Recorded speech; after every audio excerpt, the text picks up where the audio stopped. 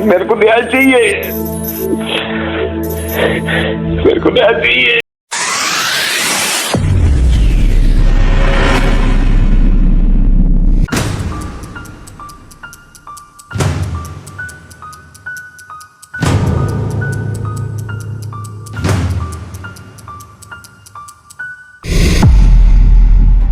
आज का यह केस है एयर इंडिया पायलट सृष्टि तली का, एक प्रॉमिस यंग गर्ल जो अपने ही अपार्टमेंट में एक फोन के डाटा केबल से लटकी हुई मिली। और जब मैंने इस केस के बारे में पढ़ना शुरू किया तो मुझे इस केस की सुशांत के केस से इतनी ज्यादा सिमिलरिटीज लगी कि मन सोचने पर मजबूर हो गया कि क्या यह एक खुद का मामला था या किसी शातिर मास्टरमाइंड का परफेक्टली प्लान मर्डर। क्या पता ये हो, और क्या पता किसी ने देश की सबसे से पॉपुलर अनसोल्व्ड केस को चीट करके एक परफेक्ट मर्डर करने का प्लान बनाया हो, क्योंकि सुशांत का केस आज भी अनसोल्व्ड है। आप देख रहे हैं the mysterious death case of the crime diary. पर महाराष्ट्र मुंबई अंधेरी ईस्ट के मरोल इलाके में रेजिडेंशियल अपार्टमेंट्स हैं। यहां बी विंग के फ्लैट नंबर 600 वेक में एयर इंडिया पायलट सृष्टि धूली रहती थी। 24 नवंबर 2024। शुरुआत में उस रात सब कुछ ठीक ही था। उस रात सृष्टि चेन्नई से मुंबई फ्लाइट लेकर आई थी। फ्लाइट के बाद 12:30 बजे के आसपास रात को सृष्टि ने अपनी मॉम को वीडियो कॉल की। वीडियो कॉल पर वह काफी खुश लग रही थी।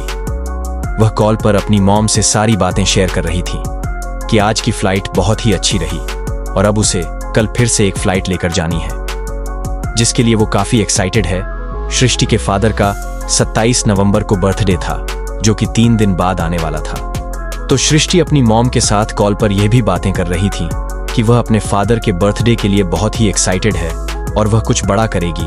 अभी कुछ दिनों पहले ही वह 2 इंटरनेशनल फ्लाइट्स भी लेकर आई थी और रिसेंटली उसका प्रमोशन भी हुआ था। पर अभी मदर से बात करने के सिर्फ 4 घंटे बाद सृष्टि की लाश पंखे से लटकी हुई मिली। लेकिन यह सब अचानक कैसे, आखिर क्या हुआ था? उस रात के कुछ सीसीटीवी फुटेजेस और फोन कॉल्स हैं जो इस केस को एक दिल दहला देने वाली मोड़ पर लाकर खड़ा कर सकता है। सृष्टि की फैमिली गोरखपुर से है। यहीं से सृष्टि की स्कूलिंग हुई और वो गोरखपुर की पहली फीमेल पायलट बनी, जिस पर सृष्टि को यूथ आइकन अवार्ड भी मिला था। सृष्टि एक आर्मी बैकग्राउंड से थी। सृष्टि के दादाजी भारत पाकिस्तान 1981 वॉर में शहीद हुए थे। खुद सृष्टि भी अभी 25 की एज में ही पायलट बन चुकी थी और अभी से इंटरनेशनल फ्लाइट्स को लाने ले जाने लगी थी। सृष्टि एक जॉइंट फैमिली से आती है। फैमिली में सृष्टि के अलावा उसके मॉम, डैड, भाई और सृष्टि के अंकल, आंटी और कजन्स थे और ये सब साथ में एक ही घर में रहते थे। पर अभी 1 साल पहले अपनी जॉब की वजह से सृष्टि मुंबई शिफ्ट हो गई थी और यहाँ पर कनखी रेन फॉरेस्ट में रहती थी। उसके पड़ोस वाले फ्लैट में भी उसी के साथ काम करने वाले पायलट्स रहते थे और सृष्टि की बिल्डिंग में उसके साथ काम करने वाले 3 से 4 पायलट्स रहते थे, जो कि सृष्टि के फ्रेंड्स भी थे। सृष्टि की फैमिली बताती है कि सृष्टि स्टार्टिंग से ही एक ब्रेव चाइल्ड थी। इनफैक्ट वो अपने दादाजी की तरह इंडियन एयरफोर्स ज्वाइन करना चाहती थी, पर घर पर दादी ने मना कर दिया था। इसीलिए सृष्टि ने एक बीच का रास्ता निकाला और कमर्शियल पायलट लाइसेंस ले लिया, जिसकी ट्रेनिंग दिल्ली के द्वारका से ली। वहां ट्रेनिंग के टाइम पर उसके कुछ फ्रेंड्स बने, जिनमें से एक फ्रेंड था आदित्य पंडित। वह भी ट्रेनिंग कर रहा था। पर जब एग्जाम्स हुए तो सृष्टि का एग्जाम क्लियर हो गया, पर आदित्य एग्जाम क्लियर नहीं कर पाया, जिसके बाद सृष्टि पहले को पायलट बनी और वह अपने काम में अच्छी थी तो प्रमोट होती चली गई और उसकी परफॉर्मेंस देखकर उसको इंटरनेशनल फ्लाइट्स की रिस्पांसिबिलिटी काफी जल्दी मिल गई थी। लेकिन आदित्य का एग्जाम क्लियर नहीं हुआ तो वह वहीं रह गया, पर सृष्टि ने अपने दोस्त नहीं बदले। आदित्य फिर से एग्जाम में रिअपियर हुआ, पर इस बार भी वह क्लियर नहीं कर पाया तो उसने पुरानी कार्स खरीदने और बेचने का काम स्टार्ट कर दिया और वह दोस्ती से आगे सृष्टि के साथ रिलेशनशिप में भी आ गया। आदित्य फरीदाबाद का रहने वाला है और सृष्टि अब मुंबई में रहती थी, इसीलिए आदित्य सृष्टि से मिलने अक्सर मुंबई आने लगा। यहां सृष्टि के फ्लैट में वह कई दिन रुककर भी जाया करता था। 24 नवंबर को उस दिन संडे था। उस रात भी आदित्य सृष्टि के साथ ही था। जब सृष्टि ने अपनी मॉम से वीडियो कॉल पर बात की तब आदित्य उसी के आसपास था और बिल्डिंग में लगे सीसीटीवी कैमरा में सृष्टि और आदित्य दोनों साथ में कैप्चर भी हुए हैं। जब वह अपने फ्लैट की तरफ ऊपर जा रहे थे उस टाइम सृष्टि काफी खुश लग रही थी। उसके बाद दोनों ने साथ में खाना खाया और अब आदित्य का कहना है कि उस रात आदित्य और सृष्टि का डिनर के बाद झगड़ा हुआ था और वह रात को ही दिल्ली के लिए निकल गया था।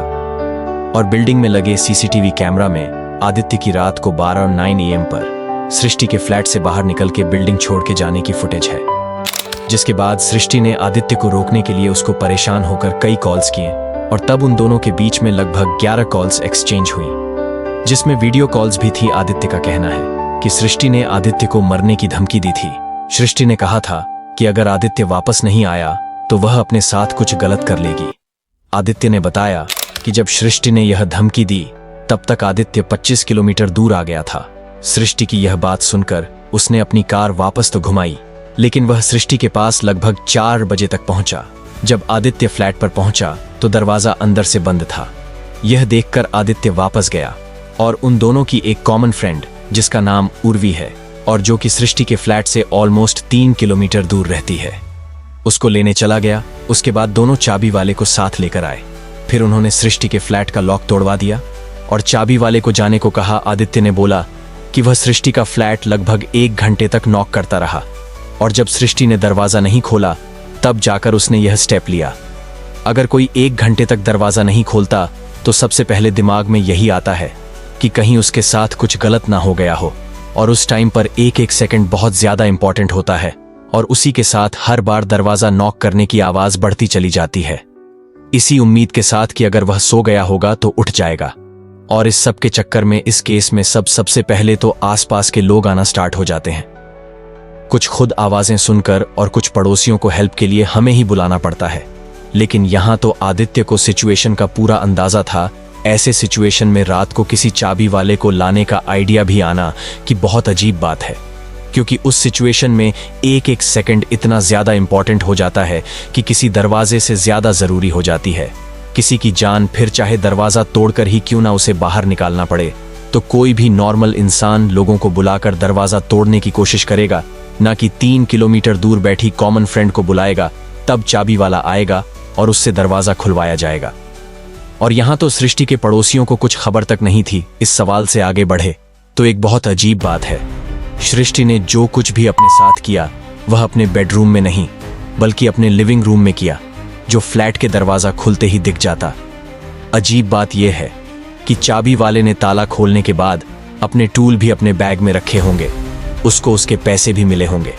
तब तक उन दोनों मतलब आदित्य और उसकी 3 किलोमीटर दूर रहने वाली उर्वी नाम की फ्रेंड ने इतनी भी जल्दी नहीं दिखाई कि चाबी वाले के सामने ही दरवाजा खोलकर अंदर झांका हो, बल्कि चाबी वाले ने बोला कि जब वह वहां से मुड़ के दरवाजा खोलने लगे तो अंदर जरूर कुछ देखा गया, और उस दौरान यह भी पाया गया।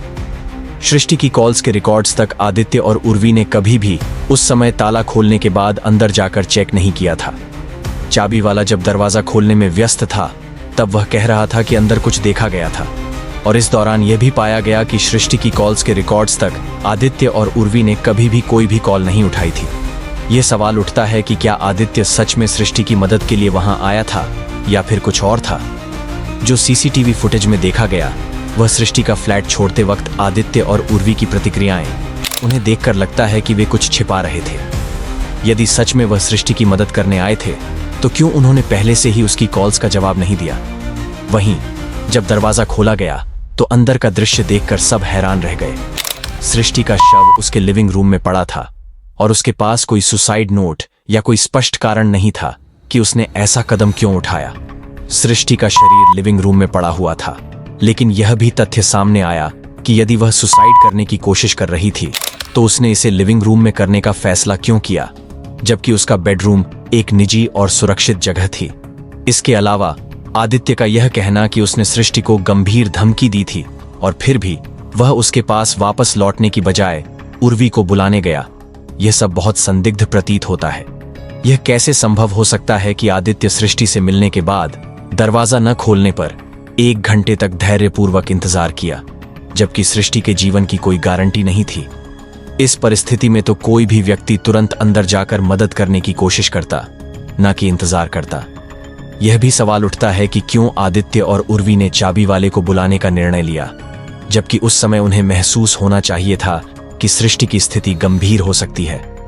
क्या यह एक सामान्य प्रतिक्रिया थी या कुछ और छिपाने की कोशिश की जा रही थी? अब यह पूरा मामला पुलिस जांच के घेरे में है। परिवार और दोस्तों को जवाब चाहिए कि आखिर सृष्टि की मौत के पीछे क्या कारण था। क्या यह एक आत्महत्या थी या फिर कोई और कारक था जिसे छिपाने की कोशिश की जा रही थी। जैसे जैसे पुलिस जांच में आगे बढ़ेगी, कई और पेचीदा सवालों का सामना करना पड़ेगा जो इस केस को एक मिस्ट्री बना सकते हैं और इसे एक अनसुलझे केस की तरह ही छोड़ सकते हैं, जैसे सुशांत सिंह राजपूत का केस था। यह मामला अब सिर्फ एक आत्महत्या का केस नहीं रहा, बल्कि एक संदेहास्पद मर्डर केस बन चुका है। और जब तक सभी तथ्य सामने नहीं आते, तब तक इस केस की पूरी सच्चाई का पता लगाना मुश्किल होगा।